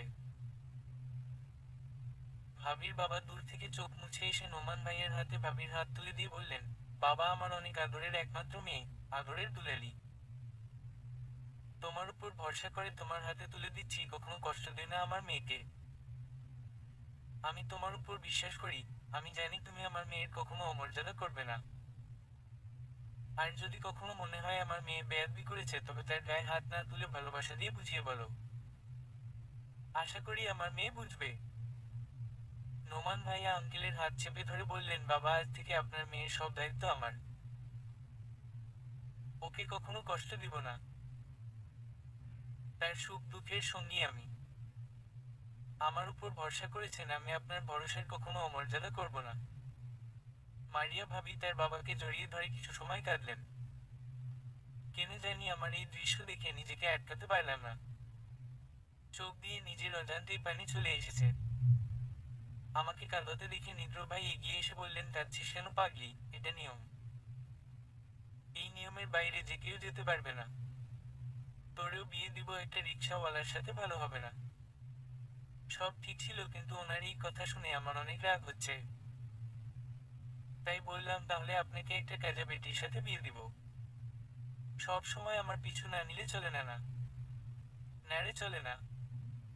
আমাদের কথার মাঝে দেখি নোমান ভাইয়ের ভাবি গাড়িতে উঠে বসেছে। মেয়ের সাথে আঁকি আপু যাচ্ছে। আমি আর নিদ্র ভাইয়ের সাথে কথা না বাড়িয়ে গাড়িতে উঠে বসলাম। যদিও আমার ইচ্ছা ছিল বাসে সবার সাথে মজা করতে করতে যাব, কিন্তু নিদ্র ভাইয়ের এক ধমকে সেই আশায় ঘুরে বাড়ি। গাড়িতে সারা রাস্তা চুপ করেছিলাম। নোমান ভাইয়া বারবার ভাবিকে সান্ত্বনা দেওয়ার চেষ্টা করছে। এভাবেই পুরা রাস্তা আসার পর বাড়ির সামনে এসে আবার নিয়ম পালন করে নিয়ে ভাবিকে বসানো হলো ড্রয়িং রুমে। মা তার গলার চেনো খুলে পরিয়ে দিলেন। বড়রা নানা রকম উপদেশ দিচ্ছে দেখলাম। আমি আর সেখানে না থেকে রুমে এসে ড্রেস বদলে নিলাম। কারণ একটু পরে শুরু হবে বাসর ঘরে বউ রেখে টাকা আদায়। একটা সুতি জামা আর প্লাজো পরে গিয়ে ভাইয়ের রুম আমি আগেই তালা দিয়ে দিলাম, চাবি রাখলাম আমার ওনার গিটে। এদিকে মুগ্ধ ভাই, আরিয়ান, ইরা, ঈশা ওরা এসে দেখে কাজ শেষ করতে গিয়ে একাম করেছি। ঈশা বলে, আরে বইন বউরে বাইরে রেখে তালা দিছিস কেন? আমি জিভায় কামড় দিয়ে বলি, চল ভাবিকে নিয়ে আসি। নিচ থেকে ভাবিকে এনে আবার তালা মেরে দেই। নোমান ভাইয়া এসে বলি, কিরে তোরা এখানে কি করছিস? আমরা সবাই একসাথে বলি, টাকা দাও, চাবি নাও। নিদ্র ভাই এসে বলে, কি হচ্ছে এখানে, চাবি দাও। আমি বলে উঠি, এ হাইছে বন্ধুর হয়ে সাফাই গাইতে। আপনার বিয়েতে না আমি দরজা আটকাবো? নিজের বিয়েতে নিজে কেমন তালা মারবা? নিজের বিয়ে মানে? ও তুমি বুঝবা না। এত বোঝার দরকারও নাই। ভাইয়া টাকা দাও, নইলে আর তোমার বাসর হবে না। অবশেষে অনেক জোরাজোরি করে 5,000 টাকা দিয়ে ভাইয়া বাসর ঘরের চাবি উদ্ধার করে। আমরা ভাইয়ের ভাবিকে ঘরে রেখে এসে সবাই রুমে যাই। রুমে গিয়ে আমার চোখ কপালে। এমা আমারও সাথে নাকি আঁকি আপু থাকবে। সৌজন্যের কারণে কিছু বলতে পারি না। তাই চুপচাপ খাটে শুয়ে পড়ি। কিন্তু আমার ঘুম আসছে না। তাই ভাবি সাথে যাই একটু। যেই ভাবা সেই কাজ। ওড়না ভালো করে জড়িয়ে ছাদের দিকে চলে যাই। কিন্তু ছাদে গিয়ে যে এমন কিছু দেখবো কখনো আশা করিনি। বাড়ির সাত ভাইয়ের বিয়ের জন্য এমনিতেই মরিচ পাখি, ঝালট, প্যান্ডেল করা ছিল। বাটের মাঝে ছাদের পশ্চিম পাশে একটা কাঠগোলাপ গাছ আছে, যেটাতে কলি ফুটেছে। কিন্তু আমি যে এমন কিছু দেখবো ভাবতেই পারিনি। নিদ্র ভাই শুভ্র রঙের একটা টি শার্ট পরে আমার কাঠগোলাপ গাছের নিচে বসে আছে। পিছন দিক থেকে দেখে অনেক সুন্দর লাগছে। আমি দেখেই ক্রাশ খাইছি। বাট ওনার দিকে এগিয়ে গিয়ে দেখি উনি আমার গাছের একটা ফুলের কলি ছিঁড়ে তার ডাঁটি মুখে নিয়ে কামড়াচ্ছে। খুব গভীরভাবে কিছু ভাবছেন তিনি। আমার গাছের ফুল ওনার হাতে দেখে আমার মেজাজ শব্দ মাঝখানে চড়ে গেছে। আমি পেছনে থেকে সামনে গিয়ে ঝাঁঝালো গলায় নিদ্র ভাইকে বললাম, কি ব্যাপার নিদ্র ভাই, আপনি আমার গাছের ফুল ছিঁড়ছেন কেন? কলি ফুটতে পারেনি তার আগেই আপনার হাতে থাবা পড়ছে। আপনার সাহস দেখে আমি তো অবাক। আপনার সাহস হয় কেমনে আমার গাছে হাত দেয়ার? আমার কথায় নিদ্র ভাইয়ের মাঝে কোনো ভাবান্তর হলো বলে আমার মনে হলো না। এবার আমি তার দিকে এগিয়ে গিয়ে বললাম, কি আমি যে কিছু বলেছি শুনতে পাননি নাকি? নাকি আমার আবার বলতে হবে? ফুল ছিঁড়েছেন কেন? এবার নিদ্র ভাই খুব ঠান্ডা চোখে আমার দিকে ফিরলেন আর বললেন, তুই কি কিছু বলছিস? এখন তো আমার রাগ আরো বেড়ে গেছে। ওনাকে ঝাঁকিয়ে বললাম, আপনি গাছের ফুল ছিঁড়েছেন কেন? জানেন না এটা আমার কত প্রিয় গাছ? বাচ্চাদেরকে উঠতে দেই না আর আপনি কিনা ফুল ছিঁড়ে বসে আছেন? সাহস হয় কি করে? তুই কি কি বলরি? আমার সাহস হয় কি করে? তুই আমার সাহসের দেখেছিস কি? আর কি বললি, এই গাছ তোর? আচ্ছা মানলাম, এই গাছ তোর বাড়ির গাছ, সে পুরাটাই যে আমার। কি কি বললেন? কই কি বলছি? আচ্ছা সে পর থেকে দেখেছি তুই কেমন রেগে কথা বলছিস। একটুতেই রেগে যাচ্ছিস। What happen, anything wrong? না কই কি হবে, আমি আপনার সাথে ভালোভাবেই কথা বলতে চাই। কিন্তু আপনি ঘাড় তেড়ে লোক। আপনার জন্ম হয়েছে তো আমাকে রাগানোর জন্য। বলেই আমি চলে আসতে নিলে পেছনে থেকে নিদ্র ভাইয়ের হাসির শব্দ শুনতে পেলাম। তানি বলছেন, তুই ঠিকই বলেছিস, তোরে রাগানোই আমার কাজ। তাছাড়া আমার কোনো কাজ নাই, কারণ ত্বকে রাগলে সুন্দর লাগে। আমি পিছনে না তাকিয়ে চলে আসলাম। রুমে ঢুকে দেখি মিরাজ ভাইয়ের বোন আঁখি পুরো বিছানা জুড়ে শুয়ে আছে। আমি কই শুব? ডিসগাস্টিং মহিলা। এ নাকি বাহিরে থেকে পড়ে এসেছে। মুখ ভেঙচি কেটে সিঙ্গেল বেডে গিয়ে শুয়ে পড়লাম। এদিকে কেউ একজন নিদ্র আর নেহার সব কথা শুনে হাত মুচকি বদ্ধ করে বলে, নিদ্র তোকে তো আমি নেহার পাশে যেতে দিব না। যেভাবেই হোক নেহাকে আমার করবই। বলেই রহস্যময় হাসি দিয়ে ছাদের পাশ থেকে সরে যায়। আর নিদ্র মনে মনে বলে, কতদূর যাবে তুমি? আমি তো সবই জানি, শুধু সময়ের অপেক্ষা। যথাসময়ে তোমার মুখোশ খুলে দেব। আবার নেহার পাগলামির কথা মনে করে হেসে দেয় আর বলে, পাগলি একটা। নিদ্র মুচকি হাসি দিয়ে ছাদ থেকে নেমে রুমে এসে ঘুমিয়ে পড়ল। রিসেপশনে সবাই জমকালো সাজসাজে সজ্জিত হয়েছে। মেয়ের বাড়ি থেকে অনেকেই এসেছে। মিরাজও এসেছে, কিন্তু তার চোখ বারবার নেহাকে খুঁজছে। খুঁজতে খুঁজতে একসময় নেহাকে পেয়ে যায় সে। নেহাকে দেখেই এগিয়ে এসে বলে, কেমন আছো নেহা? জি ভালো। আপনি কেমন আছেন? এত সময় ভালো ছিলাম না। এখন ভালো আছি। ওমা কেন, এত সময় আবার কি হয়েছিল? একজনকে খুঁজছিলাম তো, তাই। তো তাকে পেয়েছেন? স্পেশাল কে নাকি? হুম, অনেক বেশি স্পেশাল। ও আচ্ছা। হঠাৎ নেহার নজর যায় নিদ্র আর আখির দিকে। আখি নিদ্রর হাত জড়িয়ে হাঁটছে। এটা দেখে কেন যেন নেহার বুকের মাঝে মোচড় দিয়ে ওঠে। মিরাজকে আর কিছু বলতে না দিয়ে তাড়াতাড়ি করে ওখান থেকে সরে যায়। সবাই অনেক আনন্দ করছে, কিন্তু নেহা কোনোভাবেই আখির নিদ্রের হাত ধরার দৃশ্য ভুলতে পারছে না। আনমনে হেঁটে যাচ্ছে নেহা। পাশের রুমে ঈশা আর মুগ্ধর কণ্ঠ শুনে থমকে দাঁড়ায় নেহা। শুনতে পায় মুগ্ধর প্রেম নিবেদন। দেখো ঈশা, আমি তোমাকে ভীষণ ভালোবাসি। যখন তুমি ক্লাস 8-এ পড়ো মনে আছে বৈশাখী মেলায় আমরা সবাই একসাথে হয়েছিলাম, তখন তুমি আমার কাছে বায়না করেছিলে মেলায় যাওয়ার জন্য। মেলায় নিয়ে যেতে চাইনি বলে আমার সাদা শার্ট ছেড়ে দিয়েছিলে। আমি তোমার সেই রাগী চেহারার প্রেমে পড়েছিলাম। বলবো বলবো করে বলা হয়নি, কিন্তু আমার মনে হয় এখন তোমাকে আমার বলা উচিত, তাই আজকে বলেই দিলাম। মানছি আমি তোমার মামাতো ভাই, বেকার ছেলে, কিন্তু কয়েক বছর পর আমি সবকিছু ম্যানেজ করে সবাইকে মানিয়ে তোমার বউ করে আনবো। হবে কি তুমি আমার পথ চলার সঙ্গী? ঈশা দেখি লাজুক এসে মুগ্ধ হাতে থাকা গোলাপটা নিয়ে নিল। তাহলে আমি ভুলছিলাম, আমি জানতাম ঈশা নিদ্রকে পছন্দ করে। বাট ও তো দেখি উল্টো ছক কষে বসে আছে। হঠাৎ ফুপির কণ্ঠ শুনতে পেলাম, ইরা আর ঈশাকে খুঁজছে হয়তো। আমাকে দেখার আগেই আমি কেটে পড়লাম। ওদের দুজনের বিষয়টা পরে দেখা যাবে। বাগানে এসে বসে আছি, তখন দেখি আকি আপু নিদ্র ভাইকে টানতে টানতে বাগানের দিকেই নিয়ে আসে। আমাদের বাগানের শিউলি গাছের নিচে এসে আকি আপু আমার গোলাপ গাছ থেকে একটা গোলাপ ছিঁড়ে নিদ্র ভাইয়ের সামনে হাঁটু মুড়ে বসে প্রপোজ করছে। নিদ্র, আই লাভ ইউ। নিদ্র ভাই কি উত্তর করছে আমি সেটা না শুনেই আকি আপুর সামনে গিয়ে টেনে তাকে তুলে বললাম, আপনি কাকে প্রপোজ করছেন সেটা আমার কাছে ম্যাটার না। আপনি আমার গাছের গোলাপ ছিলেন কেন? বাগানে ঢোকার সময় চোখে পড়েনি যে বাগানের ফুল ছেঁড়া নিষেধ, নাকি চোখ কপালে তুলে হাঁটেন? নেহার কথা শুনে নিদ্র বুঝতে পারলো বড় কোনো ঝড় হবে এখন, তাই আখিকে সরার জন্য বলল, আখি ও বাচ্চা, ওর কথায় কিছু মনে করো না। চলো আমরা এখান থেকে যাই। ওয়েট নিদ্র, বলেই আখি সুশব্দে নেহার গালে একটা থাপ্পড় দিয়ে দেয়। আর বলে, কতটা স্টপিট মেয়ে তুমি। দেখছো এখানে আমি নিদ্রর সাথে গুরুত্বপূর্ণ কথা বলছি, আর তোমার গাছের একটা গোলাপ ছেড়ে আহামরি কি হয়েছে শুনি। আকির দেয়া আঘাতে নেহা ব্যথা পেলে এবার নেহা রেগে বলল, গুরুত্বপূর্ণ কথা বলবেন তো এখানে কেন এসেছেন হ্যাপার কাছে, রেস্টুরেন্টে গিয়ে বলেন না।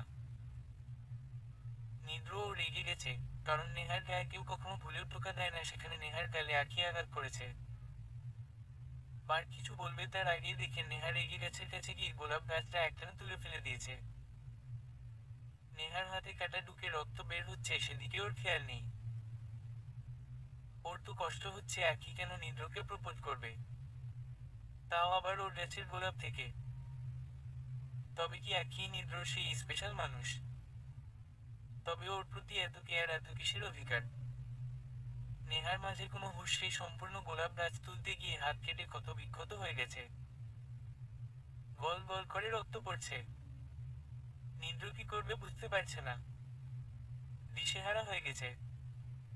এদিকে বাড়িতে নোমান মারিয়ার রিসেপশনের সবাই প্রায় চলে এসেছে। একটু পরে হয়তো সবাই মেয়েকে নিয়ে চলে যাবে। অতিরিক্ত রক্ত পড়ায় নেহা জ্ঞান হারিয়ে সেখানেই ডলে পড়ে। নিদ্র আখিকে সরিয়ে দিয়ে দ্রুত নেহাকে বাজাকোলা করে কোলে নিয়ে মেইন গেটের দিকে এগিয়ে যায়। আখি নিজেও বোকা হয়ে গেছে। সে বুঝতে পারেনি মেয়েটা এতটা গাছ পাগল। তাহলে সে এমন ভুল করতো না। আবার নেহার উপর রাগও হচ্ছে কারণ একটা ফুলের জন্য। মানুষ এমন পাগলামি করে, আর সে তো নিদ্র থেকে উত্তরও পেল না। কি বিরক্তিকর অবস্থা। নিদ্র নেহাকে কোলে নিয়ে বাগান পেরুতেই সামনে স্টেজ, যেখান থেকে সবকিছু দেখা যায়। নোমানের নজর যায় নিদ্র হন্তদন্ত হয়ে নেহাকে কোলে নিয়ে কোথাও যাচ্ছে। নোমান মারিয়াকে বলে, একটু অপেক্ষা করো আমি আসছি বলে সেও এগিয়ে যায় নিদ্র নেহার দিকে। কাছে গিয়ে যখন দেখে নেহা জ্ঞান হারিয়েছে, তখন নোমান নিদ্রকে বলে, কি হয়েছে? নিদ্র চোখের ইশারায় হাত দেখালে সেটা দেখে নোমান শিউরে ওঠে। এখন কথা বলার সময় নেই, নিজের প্রিয় বোনের অবস্থা দেখে ভুলে গেছে সে সদ্য বিবাহিত। দ্রুত গাড়ি বের করে ছোটে হসপিটালের দিকে। মারিয়া নোমানের ছুটে আসা দেখে ছুটে আসে। বাড়ির সবাই যখন এসে দেখে এই অবস্থা, তখন নিদ্র কারো কোনো কথা না শুনে নোমানকে ড্রাইভিং করতে বলে মারিয়াকে নিয়ে পিছনের সিটে বসে পড়ে। নোমানের এখন পাগল পাগল অবস্থা। তার একমাত্র বোন নেহা কিছু হলে সে বাঁচবে কি নিয়ে? হসপিটালে পৌঁছান আগেই নোমান বেড বুকিং দেয় নিজের হসপিটালে, আর মারিয়া ফার্স্ট এইড বক্স থেকে ব্যান্ডেজ করে দেয় হাত। তারপরেও রক্ত পড়া কমছে না। হসপিটালে গিয়ে ডক্টর নিয়ে যায় নেহাকে। হাতের ভিতরে থাকা কাঁটা বের করে জানায় রক্ত লাগবে এক ব্যাগের মতো। ইতিমধ্যেই অনেক ব্লিডিং হয়েছে। আখি নিজেকে অপরাধী মনে করছে, তার জন্য মেয়েটার আজই দশা। বাড়ির সবাই হসপিটালে। আখি মাথা নিচু করে এসে দাঁড়ায় সবার সামনে। যেই নোমান দিয়ে ছড়ি বলতে যাবে অমনি নিদ্র এসে দুই গালে দুইটা থাপ্পড় দিয়ে বলে, তোমার জন্য, শুধু তোমার জন্য আজকে নেহার এই দশা।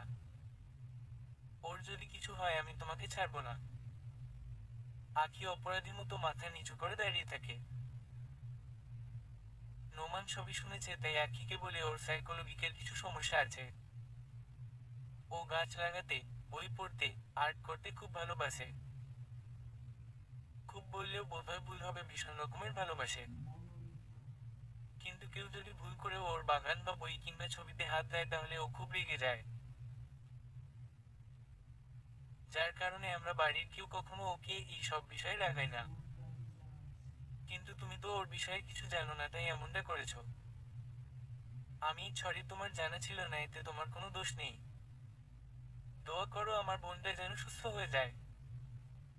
একটা গুদাম ঘরে বসে আছে কয়েকটা লোক। তারা বসে আছে কারো অপেক্ষায়। মহাজনের এখনো আসে না কেন? এই মাসে মাইয়া পাঠানো হইব 100 জন। এখনো 10টা মাইয়া বাকি। তাদের কথার মাঝেই সেখানে উপস্থিতি হয় কালো মুখোশ পরা একটা তরুণ ছেলে। তাকে দেখে সবাই উঠে দাঁড়িয়ে সম্মান জানায়। ইশারায় সবাইকে বসতে বলে সে অজ্ঞাত ব্যক্তি বলে ওঠে, তোমরা সবাই জানো আগামী মাসের 10 তারিখের মধ্যে মুম্বাই 100 মেয়ে পাঠানো হবে আমাদের দেশ থেকে। তার মধ্যে এখনো 10টা মেয়ে বাকি। তোমাদের কাজ হলো 9টা মেয়ে কালেক্ট করা। আর একটা মেয়ে আমার হাতে আছে যাকে আমি আনবো। সো সবাই কেয়ারফুল। বাংলাদেশের যেখান থেকে পারো এই 9টা মেয়ে কালেক্ট করবে। আর তোমরা খুব ভালো করে শুনে রাখো, নিদ্র ইট ব্যাগ। সো খুব সাবধানে টাইপ করতে হবে। নিদ্র যাতে আমাদের ধরতে না পারে। ও ধরার আগে এই 100 মেয়েকে আমাদের মুম্বাই পাঠাতে হবে। বলেই সে চলে যেতে নেয়। তখন সবাই উঠে আবার সালাম দিয়ে যার যার জায়গায় চলে যায়। মুখোশ পরা লোকটা রহস্যময় হাসি দিয়ে বলে, নিদ্র এবার তোমার পতন হবে। আমার নেক্সট টার্গেট তোমার সবচেয়ে বড় দুর্বলতা, তোমার মেন ইমোশন নেহা। হা হা হা হা হা। এবার তুমিও নেহাকে আমার হাত থেকে বাঁচাতে পারবে না। আগের বার তুমি আর নোমান মিলে আমার বাবার হাত থেকে পিচ্ছি নেহাকে বাঁচিয়ে নিয়েছিলে।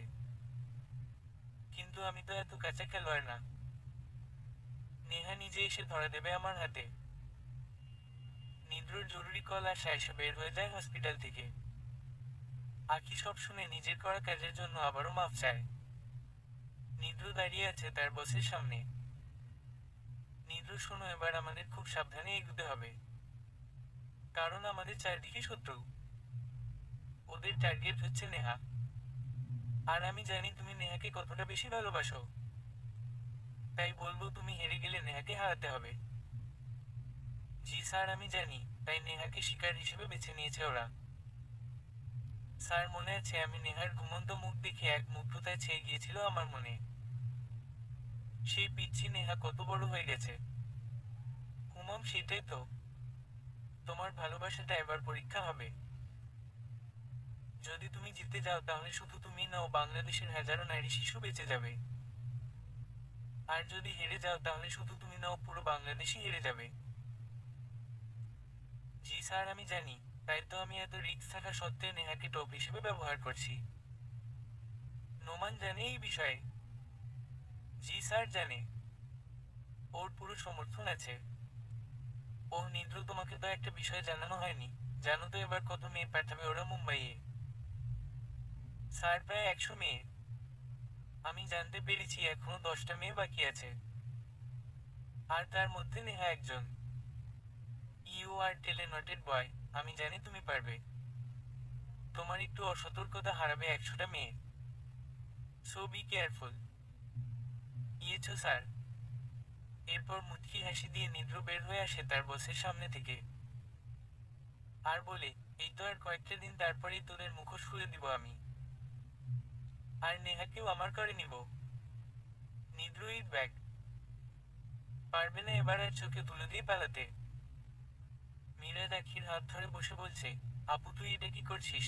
তোকে বলে রাখছি আমি নেহাকে প্রথম দেখাই ভালোবেসে ফেলেছি, তাই ভুলেও ওর সাথে খারাপ ব্যবহার করবি না। আমিও তো নিদ্রকে ভালোবাসি, কেবলই নিদ্রকে বলেছি, আর ও কিনা সেখানে এসে সামান্য একটা ফুলের জন্য আমাকে ধমক দেয়। তাই তো রেগে আমি ওকে আঘাত করেছিলাম। আমি কি জানতাম ওর এরকম কোনো সমস্যা আছে? তাহলে তো এমনটা করতাম না। কি কি সমস্যা আপু? এরপর আখি সব খুলে বলে মিরাজকে। মিরাজ সব শুনে মনটা খারাপ হয়ে যায়। সে চুপচাপ ওর রুম থেকে বের হয়ে যায়। নেহাকে বেডে শিফট করা হয়েছে, সেই থেকে নিদ্র নেহার বেডের সামনে বসে আছে। অনেকবার বলেও কে নিদ্রকে সরাতে পারেনি। অবশেষে ক্লান্ত হয়ে সবাই যার যার মতো বের হয়ে গেছে। নিদ্রর এক কথা, যতক্ষণ নেহার জ্ঞান না ফিরবে তখন সে এখান থেকে নড়বে না। নেহার জ্ঞান থাকলে হয়তো আবেগে নিদ্রকে জড়িয়ে ধরতো এই পাগলামি দেখে। সরি রে পিচ্ছি পড়ি, আমি তোকে সেফ রাখতে পারিনি। সব দোষ আমার। আমার ভাবা উচিত ছিল তুই আমার পাশে কাউকে সহ্য করতে পারবি না। হঠাৎ নেহার কণ্ঠে শুনতে পায়, নিদ্র ভাই আপনি এমন কেন? আমি আপনাকে ভীষণ ভালোবাসি। এরপর আবার জ্ঞান হারায় নেহা। নিদ্র কিছু সময় সেখানে বসে থেকে উঠে দাঁড়িয়ে বাইরে বের হয়ে আসে আর নোমান দিয়ে ভেতরে থাকতে বলে। নিদ্র এক কঠিন সিদ্ধান্ত নিয়েছে। কেটে গেছে প্রায় 1 সপ্তাহ। নেহা এখন পুরোপুরি সুস্থ। সেই দিন সবাই নেহাকে নিয়ে ব্যস্ত থাকায় একাই মারিয়াকে বাবার বাড়ি পাঠানো হয়েছিল। কয়েকদিন পর নোমান গিয়ে মারিয়াকে নিয়ে এসেছে। সবকিছু ঠিকই আছে, শুধু বদলেছে নেহা আর নিদ্রর মধ্যকার সম্পর্ক। নিদ্র অনেকবার কথা বলার চেষ্টা করেছে নেহার সাথে, কিন্তু নেহা বরাবর ইগনোর করেছে নিদ্রকে। আগের মতো আর নিদ্রর সাথে পায়ে পা বাঁধিয়ে ঝগড়া করে না। নিদ্র খোঁচা মেরে কথা বললে নেহা তার জবাব দেয় না। নিদ্রও অনেক পরিবর্তন হয়ে গেছে। নেহা প্রায় দেখে নিদ্র আখির সাথে কথা বলে, এমনকি দুজনের মাঝে দেখা হয়। এই তো সেদিন টিফিন টাইমে কলেজের ক্যান্টিনের পাশের রেস্টুরেন্ট থেকে নিদ্র আর আখিকে বের হতে দেখেছে সে। নিদ্রও এখন কথা বলে না নেহার সাথে। একটা মানুষের পাশে কতক্ষণই বা থাকা যায়। বান্ধবীদের বিদায় জানিয়ে বাড়ি ফিরছে নেহা। রোজ নিদ্রর বাড়ির সামনে দিয়ে যেতে হয়। আজও তার ব্যতিক্রম হয়নি। একা একাই হেঁটে যাচ্ছিল নেহা, হঠাৎ কোথা থেকে মিরাজ এসে বলে, কেমন আছো নেহা? হঠাৎ এভাবে ডাকায় নেহা চমকে ওঠে। তারপর নিজেকে স্বাভাবিক করে নিয়ে মিরাজের দিকে তাকিয়ে বলে, জি ভাইয়া ভালো আছে। আপনি কেমন আছেন? এই তো ভালো। তা বাড়িতে যাচ্ছ বুঝি? হুমম। এরপরে দুজনেই কিছু সময় নীরবতা পালন করে। তখন মিরাজ বলে, নেহা আমি তোমাকে কিছু বলতে চাই। তোমার কি একটু আলাদা সময় হবে? নেহা ঘড়ির দিকে তাকিয়ে দেখে বেলা অনেক গড়িয়ে গেছে। তাই বলে, ভাইয়া আজ তো আমি শুনতে পারবো না, আগামীকাল কলেজ ছুটির পর কলেজের পাশে যে রেস্টুরেন্ট আছে ওখানে আসবেন, আমি দেখা করব। হঠাৎ করে উপর দিকে তাকিয়ে দেখে নিদ্র ভাই নেহা আর মিরাজের দিকে অগ্নিদৃষ্টিতে তাকিয়ে আছে। নেহা একটা ডেভিল মার্কা হাসি দিয়ে বলে, কি ব্যাপার নিদ্র সাহেব, জ্বলছে নাকি আপনার? কিন্তু কেন, আপনার না আঁখি আছে? আমারও কষ্ট লাগছে। কি ভাবছো এত নেহা? না তো কিছু না, বাড়ির কাছাকাছি চলে এসেছে সেই জন্য বলে। মেরাজ ভাইয়া চলেন, মারিয়া ভাবির সাথে দেখা করে আসবেন। আজ না নেহা, অন্য কোনো দিন। আজ আসি। অপরদিকে নিদ্র কাউকে ফোন দিয়ে কিছু বলে ফোন রেখে কটমট করতে করতে রুমে চলে যায়। অন্যদিকে নেহা মিরাজকে বিদায় জানিয়ে একটা টেডি মার্কা হাসি দিয়ে বাড়িতে নাচতে নাচতে ঢুকে পড়ে। গান গাইতে গাইতে হঠাৎ চোখ যায় বাগানে। দোলনায় মুগ্ধ আর ঈশা বসে আছে। মুগ্ধর কাঁধে ঈশার মাথা। নেহা বলে, আহা দুইজন কি সুন্দর ছুটিয়ে প্রেম করছে। আর আমাকে দেখো, প্রেম না হতে ছেঁকা খেয়ে বসে আছে, কষ্ট। হঠাৎ নেহার মাথায় একটা শয়তানি বুদ্ধি আসে। নেহা চুপি চুপি মুগ্ধ আর ঈশার পেছনে গিয়ে হাও বলে চেঁচিয়ে ওঠে। নেহার চিৎকারে মুগ্ধ আর ঈশা দুজনেই চমকে গিয়ে দাঁড়িয়ে যায়। বুকে হাত দিয়ে হাঁপাতে হাঁপাতে পেছনে তাকিয়ে দেখে নেহা কোমরে হাত দিয়ে ভ্রুজোড়া উঁচু করে ওদের দিকে তাকিয়ে আছে। কি ব্যাপার, এখানে কি হচ্ছে? ফুফাতো চাচা তো এই সন্ধ্যায়। মুগ্ধ কাপা গলায় বলে, কই কি হচ্ছে? আমি যে কিছু দেখলাম। মুগ্ধ আর ঈশা বুঝে যায় নেহা ওদের দুজনকে ওই অবস্থায় দেখে ফেলেছে। তবুও নেহ থেকে লুকানোর জন্য ঈশা বলে, কি দেখেছিস তুই? হ্যাঁ, কি দেখেছি মানে? অনেক কিছুই দেখেছি। মুগ্ধ এবার তুতলে বলে, আরে বোন, তুই আর ঈশা তো আমার কাছে একই নাকি? ওর আর তোর মাঝে তফাৎ নেই। ও বলছিল চলো মুগ্ধ ভাইয়া একটু দোলনায় বসি, তাই আমি ওর সাথে একটু বসছিলাম, এই আর কি। এদিকে মুগ্ধর কথা শুনে ঈশা তোর আগে ফায়ার। ও আর নেহার মধ্যে সব সমান। মানে ও মুগ্ধর বোন লাগে? ওই তুমি কি বললা আমি আর নেহা তোমার কাছে? এই তোমার ভালোবাসা? ওদের ঝগড়া দেখে নেহা হাসতে হাসতে বলে, আরে আমি জানি তোমরা দুজন যে দুজনকে ভালোবাসো। সেই দিন যখন তুমি ঈশাকে প্রপোজ করেছো তখনই আমি দেখেছি। কিন্তু কি বলবো, আমার দুঃখের কথা তোমাদেরকে আর বলতে পারি নাই সেই দিনের ওই ঘটনার জন্য। মুগ্ধ আর ঈশা বুঝে যায় যে নেহা সেই দিন প্রপোজ করতে দেখেছে। এখন ওর থেকে কিছু লুকানো যাবে না। তাই মুগ্ধ বলে, তুই জানিস ভালো কথা, কিন্তু কাউকে একনি বলিস না বইন। ওকে বলবো না। তুমি শুধু আমাকে একটু ট্রিট দিও। আচ্ছা, তোকে কালি ট্রিট দিব, তাও কাউকে বলিস না। নেহা খুশি মনে বাসায় ঢুকে দেখে ড্রয়িং রুমে নোমান, নিদ্র, আখি আর মারিয়া বসে আছে। নিদ্র আর আখিকে দেখে নেহার মুখটা চুপসে গেল। সে কাউকে কিছু না বলে চলে আসতে নিলে নোমান পিছু রেখে বলে, কি বোন, রাগ করছিস নাকি? কিছু বলছিস না যে? যদিও নোমান জানে নিদ্রকে ইগনোর করছে বলেই এমন করছে। সে আবারও বলে, এমনি দিন তো নিদ্রকে দেখলে লাফাতে লাফাতে এসে নিদ্রর সাথে পায়ে পা লাগিয়ে ঝগড়া করতি। তা আজ আবার কি হলো? নোমানের শেষ কথাটা শুনে নেহা থমকে দাঁড়িয়ে বলে, সব সময় তো আর মুড একরকম থাকে না। আর ননীন্দ্র ভাইয়ের কাছে আমি মাফ চাই, অনেক জ্বালিয়েছি, সরি। আমার আসলে অমন করা ঠিক হয়নি। আর সেই দিনের জন্য এক্সট্রা সরি। আমি আপনারা রাখি আপুর সুন্দর মোমেন্ট নষ্ট করেছি।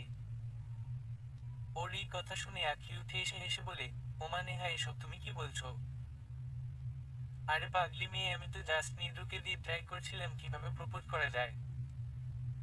আসলে আমি শুভকে ভালোবাসি। ওর সাথে আগামী মাসের লাস্ট উইকে আমার বিয়ে। তুমি কিন্তু অবশ্যই আসবে। আখির কথা শুনে তো নেহার চোখ কপালে। আরে আখি আপু, এই সব কি বলেন? আপনি তো নিদ্র ভাইকে ভালোবাসেন, আর নিদ্র ভাইও আপনাকে। এখন আপনি যদি কাউকে বিয়ে করেন তাহলে তো নিদ্র ভাই চেকা খেয়ে বেকা হয়ে যাবে।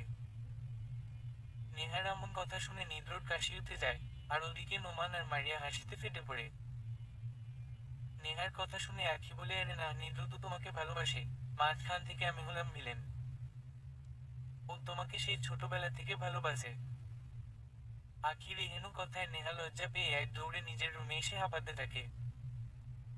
কোনো কিছু না নিয়েই ওয়াশরুমের ভিতরে ঢুকে যায়। অর্ধেক ভেজার পর মনে পড়ে সে কিছুই আনেনি। তাই তড়িঘড়ি করে বের হয়ে জামা পাল্টে ড্রেসিং টেবিলের সামনে আয়নায় গিয়ে দেখে নিদ্র শটান হয়ে শুয়ে আছে তা বিছানায়। নেহার তো মাথায় হাত, এখন কি হবে? নিদ্র কি সব দেখে ফেলেছে? এদিকে নিদ্র নেহার মুখের দিকে তাকিয়ে বুঝতে পারে নেহা সংশয় মাঝে আছে। ওকে একটু খোঁচানোর জন্য বলে, কি ভাবছিস? আরে আমি তো তোর সব দেখে ফেলেছি, এখন কি হবে? নিদ্র মুখ থেকে এমন কথা শুনে নেহার মাথা ঘুরছে। সত্যি আপনি সব দেখে ফেলেছেন? নিদ্র মুচকি হেসে বলে, তো। হায় হায়, এখন কি হবে? নিদ্রর তখন টনক নড়ে, আর এমনিতেই 15 দিন ধরে কথা বলে না। এখন যদি এই কারণে আর সামনে না আসে। আরে রিল্যাক্স, আমি কিছুই দেখিনি। কেবল তোর রুমে ঢুকেছিলাম। আরে আমি এমনি শুয়েছিলাম। তোকে আজ অনেক কিছু। রাত 1:45, ঘুম ভেঙে যায় নেহার। ঘুম ভেঙে যাওয়ার কারণ অনুসন্ধান করতে গিয়ে দেখে ঘরের ডিম লাইট নেভানো। আরে কি ব্যাপার, আমি তো ঘুমানোর সময় লাইট জ্বালিয়ে শুয়েছিলাম, তাহলে কি হলো? নেহার অন্ধকারে ফোবিয়া আছে। তাই সে ডেকে উঠে, ভাইয়া, বাবাই, মাম্মা, কেউ কি আছো? প্লিজ একটা ক্যান্ডেল দিয়ে যাও না। কিন্তু নেহার ডাকে কেউ সাড়া দেয় না। নেহা এক পা করে বাইরের দিকে এগিয়ে যায়। পুরো বাড়ি নিকষ কালো অন্ধকারে চেয়ে আছে। নেহা ভীষণ ভয়ে যখন ড্রয়িং রুমের মাঝে এসে পৌঁছায় তখন একসাথে পুরো বাড়ির লাইট জ্বলে ওঠে আর সবাই একসাথে বলে ওঠে হ্যাপি বার্থডে নেহা। নেহা ভয়ে চোখ খিচে রেখেছে। আলোর তীব্রতা কমার পর সবাইকে একসাথে উইশ করতে দেখে নেহা অনেক খুশি হয়, আবার রাগও করে। নেহা তাকিয়ে দেখে বাবা, মা, বড় চাচ্চু, ছোট চাচ্চু, মুগ্ধ, আরিয়ান, ইশাইরা, নীর, এমনকি আখিও ড্রয়িং রুমে রয়েছে। নেহা মনে মনে অনেক খুশি হলেও রাগ দেখানোর জন্য বলে, তোমরা সবাই খুব খারাপ। আমি যে অন্ধকারে ভয় পাই তোমরা কি সেটা জানতে না, তাহলে কেন এত ভয় পাইয়ে দিলে? তখন সবাই বলে, তাহলে সারপ্রাইজ দিতাম কিভাবে? 12টা বাজার সাথে সাথেই নেহার প্রিয় ফ্লেভারের চকলেট আর স্ট্রবেরি কেক কাটা হয়। নেহাও 18 বছরের তরুণীতে পরিণতি লাভ করে। সবাই অনেক আনন্দ করে। 1:30টার দিকে বড়রা সবাই রুমে চলে গেলে বাকিরা নীরকে বলে আজকের দিনে নেহাকে নীরর প্রপোজ করতে হবে। নীর ফ্লাওয়ার ভাস থেকে একটা টকটকে লাল গোলাপ নিয়ে নেহার সামনে হাঁটু গেড়ে বসে চোখ বন্ধ করে গোলাপটা নেহার দিকে বাড়িয়ে দিয়ে বলে, আমি সিনেমার নায়ক নায়িকাদের মতো তোমাকে ভালোবাসি হয়তো বলতে পারবো না, কিন্তু ওদের মতো আমাদের মাঝে তৃতীয় কাউকে কখনো ঠাইয়ে দেব না। যেই দিন তুমি এই ধরার বুকে প্রথম এলে সেই দিন আমি এতটাই আনন্দিত হয়েছিলাম হয়তো তোমায় বলে বুঝাতে পারবো না। সবার প্রথমে তোমায় কোলে নিয়ে আমার ফুপিকে বলেছিলাম এই পরিটা আমার। এরপর তুমি আমি ধীরে ধীরে বড় হই, কিন্তু তোমাকে আর মুখ ফুটে বলা হয় না ভালোবাসি। ক্যারিয়ারের কারণে ছুটে যাই সুদূর আমেরিকা, সেখানে গিয়ে তোমার পাগলামিগুলো খুব মিস করেছি। আমি জানি তুমি বিরক্ত হচ্ছ, কিন্তু আমার এই বিরক্তিগুলোকে মেনে নিয়ে হবে কি আমার পথ চলার সঙ্গী। আমার কাঁচা চুল পেকে বৃদ্ধ হওয়ার পর্যন্ত কি তুমি আমার ছায়া হবে, যার কাছে দিন শেষে খুঁজে পাবো আমার আশ্রয়। চারদিক থেকে সকলে হোস্রধ্বনি করছে, নীরকে বাহবা দিচ্ছে। আর নেহা এখনো মুখে হাত দিয়ে দাঁড়িয়ে আছে। নেহার কাছে সব যেন কেমন স্বপ্নের মতো লাগছে, হয়তো ঘুম ভাঙলেই সব শেষ হয়ে যাবে। এদিকে নেহাকে কিছু বলতে না দেখে নীর বলে, কিরে কোন জগতে হারালিনে ফুলটা ধর, আমার পা তো এখনই ব্যথা করতেছে। নীরর এহেন কথায় নেহা ঝটপট ফুলটা নিয়ে মুখ ভেঙচি কাটে আর সবাই হাসিতে ফেটে পড়ে। নেহাকে সবাই অনেক সুন্দর সুন্দর জিনিস গিফট করে। আখি গিফট করে কিছু ফুলের গাছ, নোমান অনেকগুলো আর্টের কাগজ। নীর চুপ করে দাঁড়িয়ে আছে। নবার দেয়া দেশ হলে নীর বলে, রুমে আয়, অনেক রাত হয়েছে। সবাই যার যার মতো রুমে চলে যায়। নেহা রুমে গিয়ে দেখে নীর উল্টো ঘুরে দাঁড়িয়ে আছে। কি ব্যাপার, উনি আমার রুমে কেন? ওই আপনি আমার রুমে কি করেন? ভুলে ভালে আমার রুমে ঢুকে পড়ছেন নাকি? নেহার কথার মাঝেই নীর গলায় কিছু একটা পরিয়ে দেয়। নেহা তো অবাক। ড্রেসিং টেবিলে আয়নায় তাকিয়ে দেখে খুব সুন্দর লাল শেপের একটা লকেট, যেটা সেই দিন সুপার মলে দেখেছিল। নেহা অনেক খুশি হয়। কি রে, পছন্দ হয়েছে? খুব। এটা সেই দিন সুপার মলে দেখেছিলাম। তাহলে তো ভালোই হলো। শোন, এটা সব সময় গলায় পড়ে থাকবি। এটা যতক্ষণ পড়ে থাকবি আমি বুঝবো ততক্ষণ তুই আমার কাছে আছিস। এখন ঘুমিয়ে পড়, কাল কলেজে আমি নামিয়ে দিব। কলেজ ছুটির পর নেহা দাঁড়িয়ে আছে। মিরাজ দাঁড়াতে বলেছে। হাঁপাতে হাঁপাতে মিরাজ এসে বলে, সরি সরি নেহা, আসতে লেট হয়ে গেল, চলো ওই পার্কে গিয়ে বসে। চলেন। পার্কে গিয়ে মিরাজ বলে, বাদাম খাবে? থাকলে মন্দ হতো না। আপনি না আমায় কি বলবেন? দাঁড়াও, বাদাম নিয়ে আসি তারপরে বলছি। নেহাকে আর কিছু বলতে না দিয়ে মিরাজ চলে যায়। অনেক সময় ধরে বসে আছে নেহা, কিন্তু মিরাজের আসার কোনো খবর নেই। বিরক্ত হয়ে নেহা রাস্তার কাছে আসলে একটা কালো গাড়ি এসে নেহার সামনে কয়েকজন নেমে মুখে রুমাল চেপে ধরে সেন্সলেস হয়ে গাড়িতে উঠিয়ে নিয়ে কোথাও চলে যায়। নেহাকে গাড়িতে উঠিয়ে একজন বলে, এত সময় লাগে আসতে? বাপরে কি মেয়ে! চুপ কর, এটা নিদের মহারানী। একটা বিছানায় ঘুমিয়ে আছে নেহা, এখনো জ্ঞান ফেরেনি তার। অপরদিকে নূর জাহান মঞ্জিলের প্রত্যেকটা মানুষের মুখে চিন্তার ছাপ। রাত প্রায় 7টা বাজে, এখনো নেহার কোনো খোঁজ পাওয়া যায়নি। নীর, নোমান সহ বাড়ির সব ছেলে মানুষই যে যেখানে পারে খোঁজ নিচ্ছে। পুলিশকেও ইনফর্ম করা হয়েছে। জ্ঞান ফিরে নিজেকে একটা রুমের মাঝে আবিষ্কার করে নেহা। ভয়ে ওর গলা শুকিয়ে গেছে। কে আছো? আমি কোথায়? কান্নায় ভেঙে পড়ে নেহা। এমন সময় নিজের সামনে কারো উপস্থিতি বুঝতে পেরে সামনে তাকিয়ে মিরাজকে দেখে বলে, আপনি আপনি আমাকে এখানে নিয়ে এসেছেন কেন? আমি বাসায় যাব। মিরাজ বাঁকা হেসে বলে, কিসের বাসা? তোমাকে সহ আরো 99টা মেয়েকে মুম্বাই পাঠানো হবে। তোমার জন্য আমি অগ্রিম টাকা নিয়েছি, আর তুমি বলছো বাসায় যাবে? মিরাজের কথা শুনে নেহার রাগ উঠে যায়, আর ভয় পায়। আপনার তো সাহস কম না আমাকে পাচার করতে চাইছেন? আমার ভাইয়া আর নিদ্র জানলে আপনার কি অবস্থা হবে কল্পনা করতে পারবেন না। হা হা হা, তুমি কাকে তোমার ভাই বলছো নোমানকে? আরে তুমি তো ওর আপন বোন না। আর নিদ্র ওকে তো আমার বোন কি ভালোবাসে। সামনের মাসে ওদের বিয়ে হবে। কি পাগলামি করেন আমার সাথে? নোমান ভাইয়া আমার আপন ভাই না, এসব পাগলের কথাকে বলেছে শুনি। আমি পাগল নই, তুমি পাগল। আরে তোমার তো সাইকোলজিক্যাল সমস্যা আছে। তোমার কি মনে হয় তোমার মতো মেয়েকে নিদ্র বিয়ে করবে? ও তো আখির মতো কাউকে ডিজার্ভ করে। আর রইল বাকি তোমার আপন ভাই নোমানের কথা। তুমি ওর বায়োলজিক্যালি বোন নও।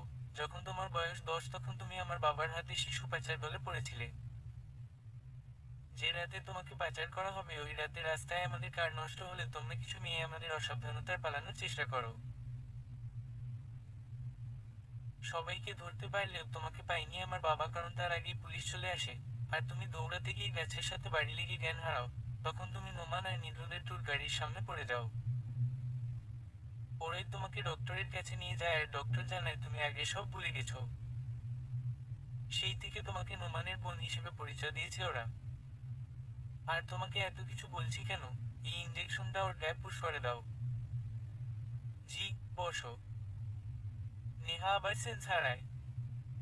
রাত 2:30 শাহজালাল আন্তর্জাতিক বিমানবন্দরে 100টা মেয়েকে নিয়ে একটা টার্কি এসে থামে। রাত 3টায় ওদের অজানার উদ্দেশ্যে পাঠানো হবে। হঠাৎ চারদিক থেকে হুইসেল বাজাচ্ছে। বিমানে ওঠানোর ঠিক আগ মুহূর্তে চমৎপাশ থেকে ঘিরে ফেলা হয় মিরাজের পুরো দলকে। আকি এসে মিরাজের গালে তা অপ্পরও বসিয়ে দেয়।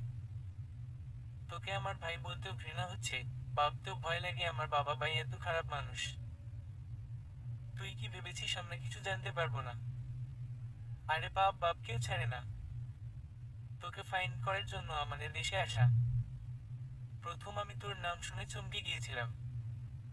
কিন্তু তোর জন্য তো 1000 মেয়ের জীবন নষ্ট করতে পারি না।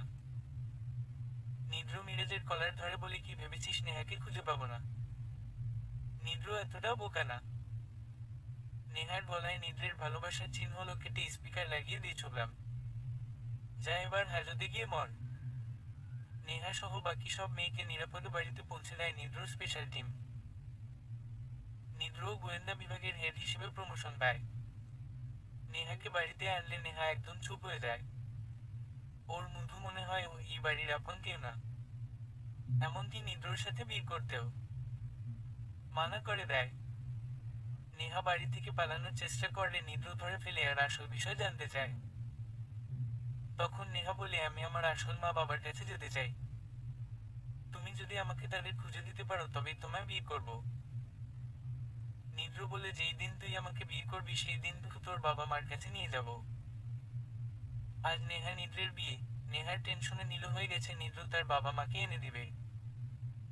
কিন্তু বরযাত্রী চলে এসেছে, কই তার মা বাবা? কবুল বলার সময় নেহা যখন চুপ আছে তখন একজন বৃদ্ধ মহিলা বলে, মারে তুই এর নিদ্ররে কষ্ট দিস না।